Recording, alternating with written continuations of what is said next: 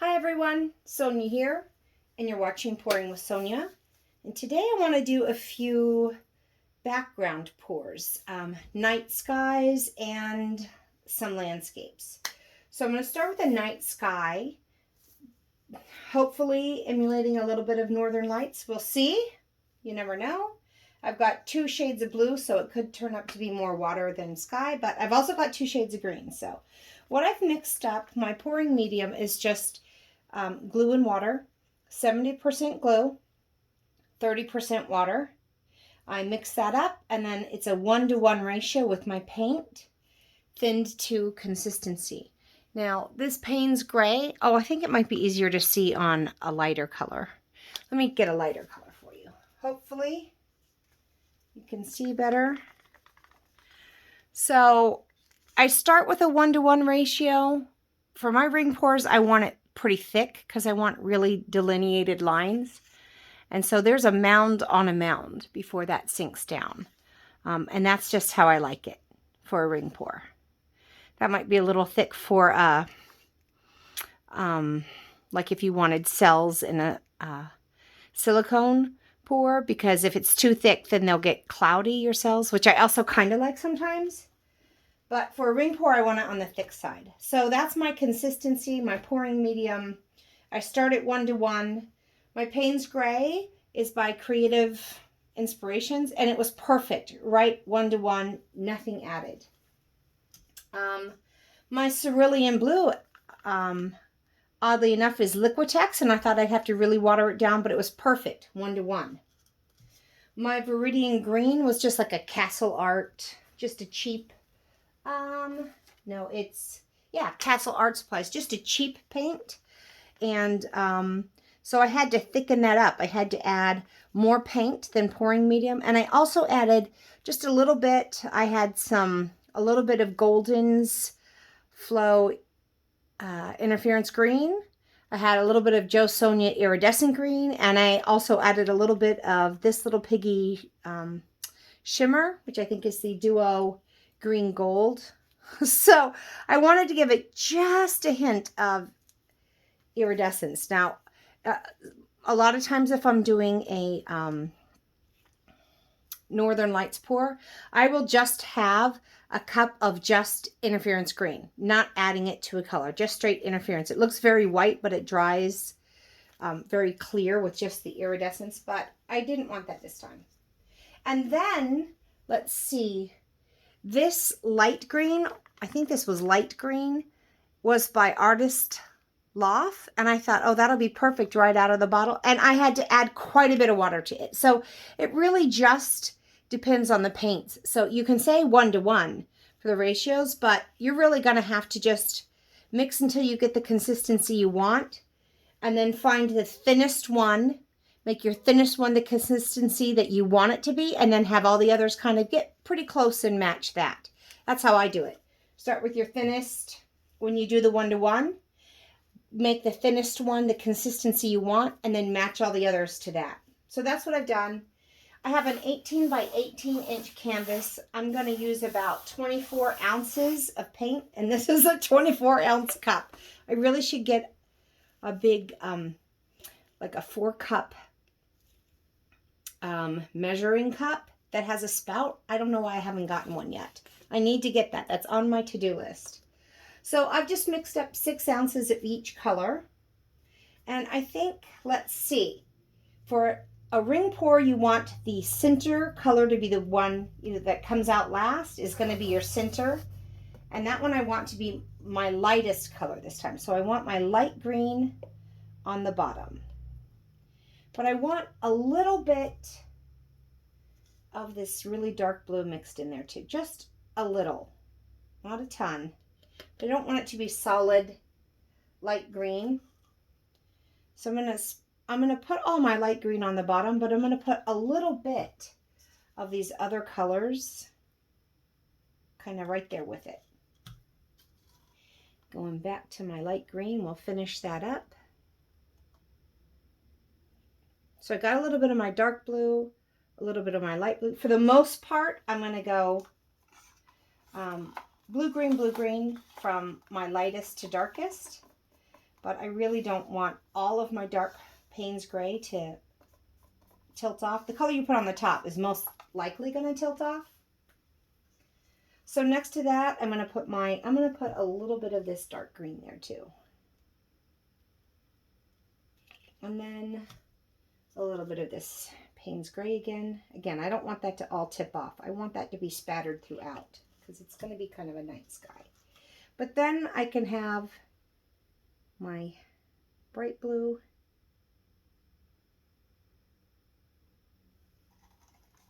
Cerulean Blue. I don't know. Every time I try, I keep thinking I want to add a bright blue to my night skies just to kind of give it that brightness. And it always ends up looking like water. So I'll probably have the same problem this time. A little bit of that. I should have put a little bit of the Paynes Grey in between those two. And I was too busy talking. Too busy talking.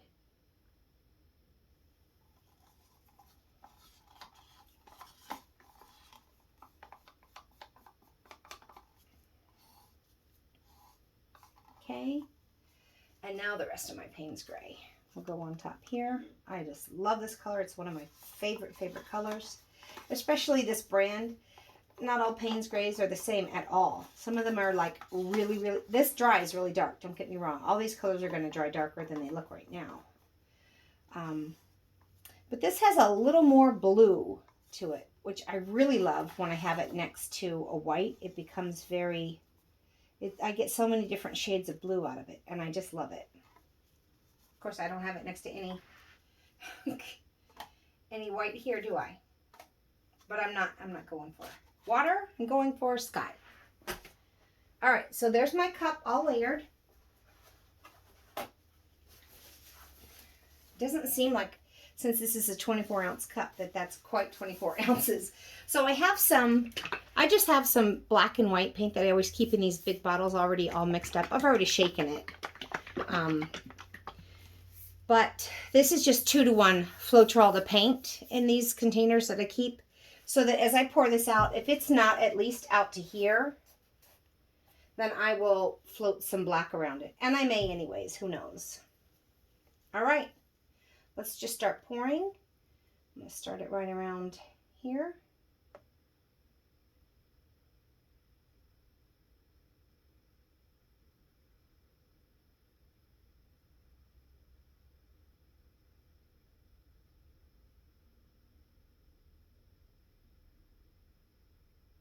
I don't want it to get too ripply.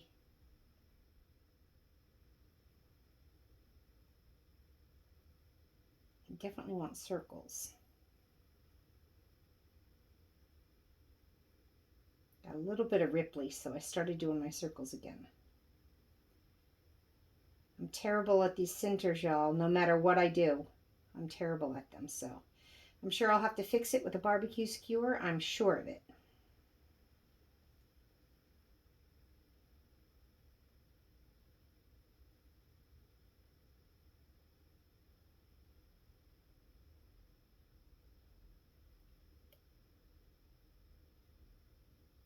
Uh-oh. Kind of making a mess here. Trying to fix my center in these last few pours or rings. But I think I'm just making it worse because my cup's kind of in the way.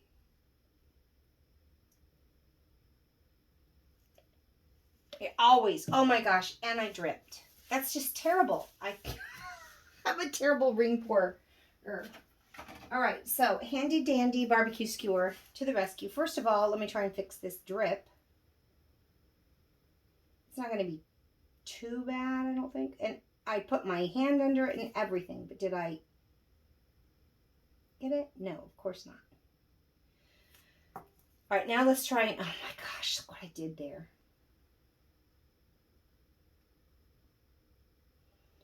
I'm just going to kind of try and go and fix the trail of devastation. All right, good enough. It's a little bit better. I still have some oopsies, but that's okay.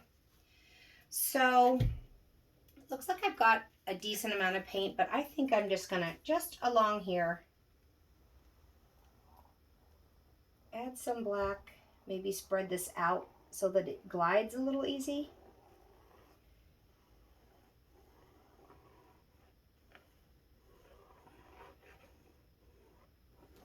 Okay.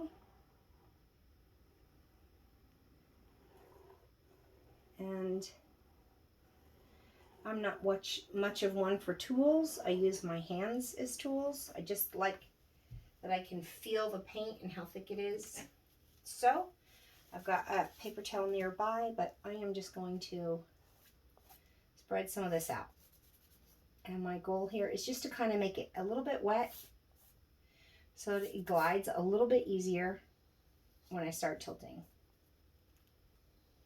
I'm not adding a whole bunch more paint itself. Just, that's probably what, another 2 ounces or so of paint, maybe 3. I doubt it was that much. 3, I mean. But I just wanted to get this a little wet, I guess. Also, I'm reusing this canvas, obviously. And for my ring pours, I like to kind of cover the sides before I start so I don't feel like I have to, oh my gosh, I got to get that side covered. Be all right. So if I put a little bit of black over the edges and I don't have color everywhere when I'm done tilting, it'll be okay. It'll look like, oh, okay. I guess I just relieve some of the pressure on myself if I cover the sides.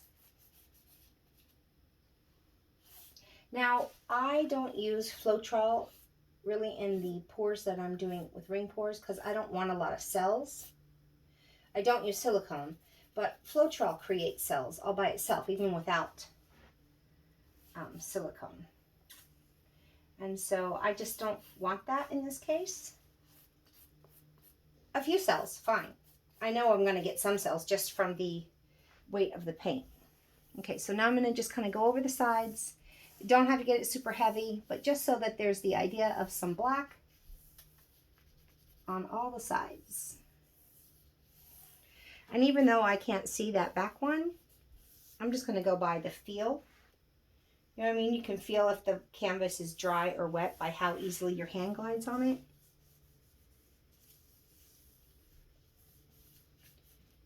So let's just finish this real quick. Almost done with the boring part. And then we'll get to the make it or break it moment of tilting. See, I already have some cells coming up now.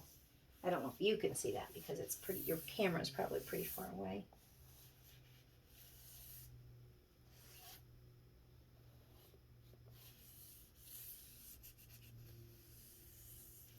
And so I can't see that side, but I'm going to trust the process that I've gone over it several times with my hands, and it's basically covered. Okay, not going for perfection there, just a little bit. All right, so the bright blue, I'm not sure, we'll see. I think first what I'm going to do, oops, let me get the cup off the bottom because it's stuck. Okay, and my table is nice and level, which is nice. You want to make sure that you've got kind of a level area for your pieces to dry so they don't all fall off. Okay. I'm going to kind of move it all around before I start tilting it off the edges. Once it grabs on the edges, you can't, it's going to grab. All right, so let's see what we got. Okay. So I think I'm going to tilt off this edge first. I'm already kind of over in this corner, so just pay attention to the weight of your paint. Okay, right off the corner and come back.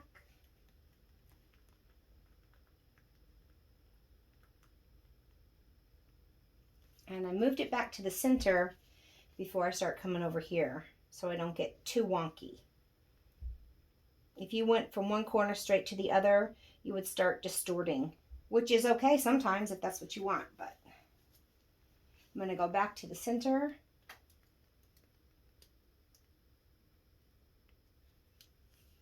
And now I think what I'm going to do is this down for a second and shift. So I want to tilt it towards me just because it's a little bit on the big side. I want to be able to see. If I was tilting it away from me, I wouldn't be able to see what I was doing. So see, almost all my Paynes Grey is gone, which I didn't really want. That's why I put a little bit here and there. Boy, bright green is everywhere. But that's kind of fun for a northern light sky, right? But yeah, I'm glad I put a little bit of that Paynes Grey kind of all throughout. Okay, so it looks like this was just about the perfect amount of paint. Now what I want to do is compose. Where do I want that center to be? And if I'm thinking for, whoo, careful, Sonia, like landscape, trees and stuff, okay, I want this moved. It doesn't have to be right in the center, but back a little bit. And that's going to stretch some of that Paynes Grey out more too.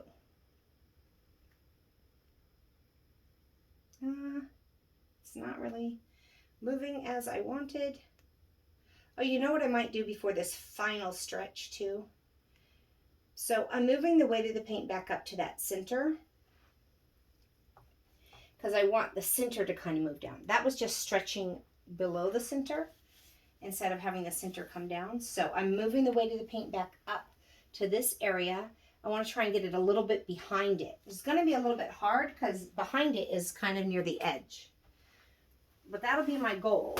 I'm going to wipe my hands. I'm going to torch it and get some of the bubbles out real quick. I know that's going to create some cells. Okay. That's all right. And hopefully when I start stretching some of this final composition stretch out, I do really like this. I love that for like the ground and that for the sky. Or that for the sky and that for the ground. I'm not sure, but I kind of like it. I like that I got really thick, beautiful. Let me get my torch real quick, which I didn't have handy. So I apologize. I really just want to pop some bubbles before that final stretch so that these little air bubbles that pop can move around a little. They'll still be obvious, but not quite as obvious.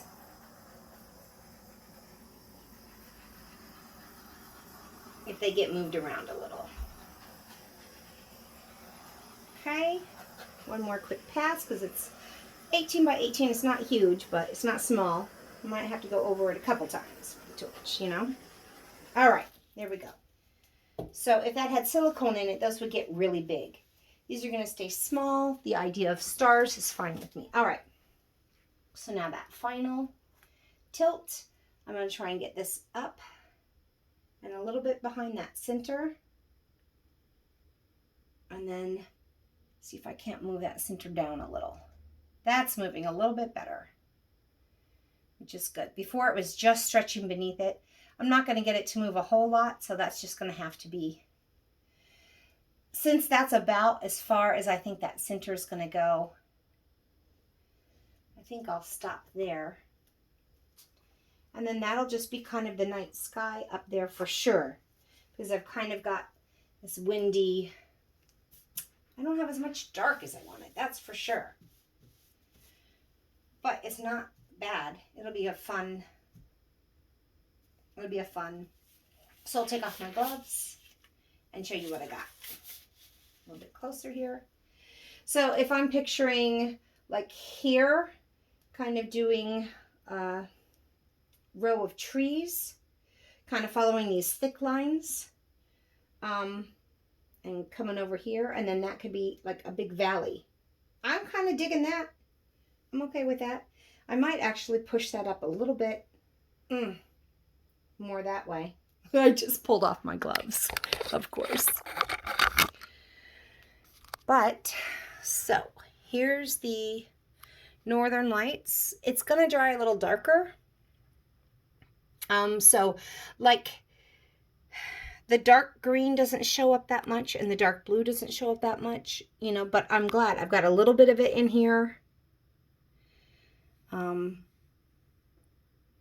But that's a pretty fun, and I like my thick pouring medium, so I get these really beautifully well-defined lines, which is what I really wanted in this case. So so I think I will probably push this up a little bit more and see if I can create a little bit less of a harsh valley. But I can see that being a fun gold leaf or copper. I think gold. We'll see how it dries. So that's my first kind of night sky pour of the day. I think I'm going to do landscape, just not so much the sky on the next one, or maybe we'll see. But for the square ones, I like ring pours. For the rectangular ones, I kind of just do just a straight pour. And I think I might do one of those next. So yeah, I can't wait for this one to dry so I can get some metal leafing on it and turn it into something next level. Oh, I guess I could do this way too, right? And like that's the horizon, and have that be the sky and this be the land. I don't know. That's kind of cool too. That could work for me. So we'll see. We'll see how it goes. But if you've watched this, thanks for watching. And until we meet again, have fun painting, everyone. I'd love it if you liked this video and subscribe to me, to my channel.